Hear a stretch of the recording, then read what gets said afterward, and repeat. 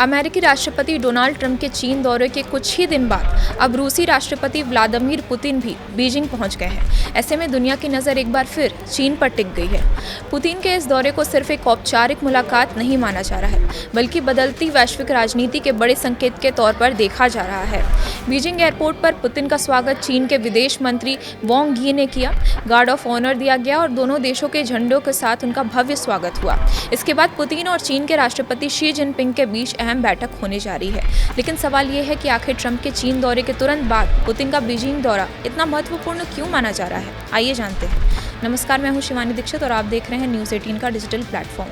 दरअसल इस 2 दिवसीय दौरे में रूस और चीन के बीच रणनीतिक साझेदारी को और मजबूत करने पर जोर रहेगा।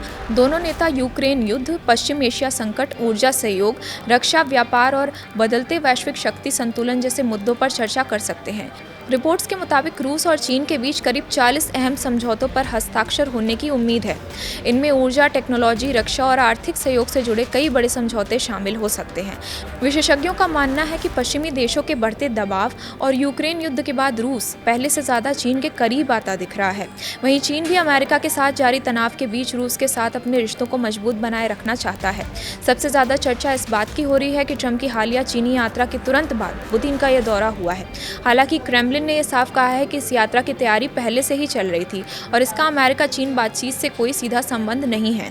बताया जा रहा है कि पुतिन और शी जिनपिंग के बीच 1-to-1 बातचीत भी होगी। दोनों नेता दुनिया की मौजूदा परिस्थितियों और भविष्य की रणनीति पर विस्तार से चर्चा भी कर सकते हैं।